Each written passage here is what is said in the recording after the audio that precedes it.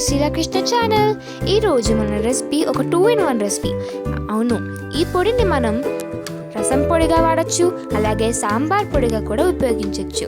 ఇప్పుడు దీన్ని ఎలా తయారు చేసుకోవాలో చూద్దాం. ముందుగా హీట్ అయిన ప్యాన్లో 1 గ్లాస్ కందిపప్పును వేసుకోవాలి. ఇప్పుడు అందులో ఒక 1/2 గ్లాస్ పచ్చిశనగపప్పు తీసుకొని మిగతా 1/2 మినపప్పు వేసుకోవాలి. వేసుకొని ఈ రెండింటిని కూడా ప్యాన్లో వేసుకోవాలి.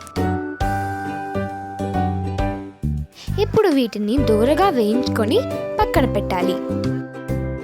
ఇప్పుడు అదే ప్యాన్లో ఒక 3 గ్లాసుల ధనియాలను వేసుకోవాలి.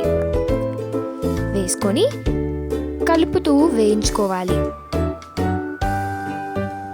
ఇప్పుడు అందులో ఒక 3 స్పూన్ల జీలకర్రను కూడా వేసుకుందాం.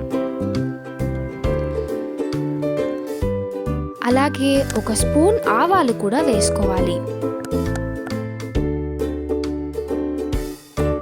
1 స్పూన్ మెంతులు, 1 స్పూన్ మిరియాలు కూడా వేసుకొని బాగా కలుపుతూ వేయించుకోవాలి.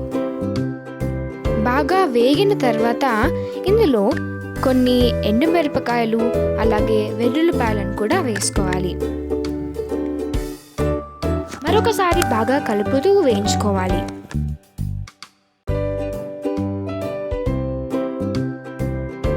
బాగా వేగిన తర్వాత వీటిని కూడా కాసేపు పక్కన పెట్టుకోవాలి.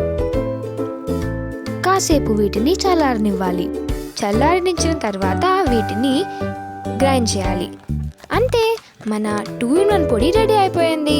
మీరందరూ ఖచ్చితంగా ట్రై చేయండి. అలాగే ఈ వీడియో మీకు నచ్చితే లైక్ చేయండి, షేర్ చేయండి, అలాగే సబ్స్క్రైబ్ కూడా చేయండి. Thank you so much.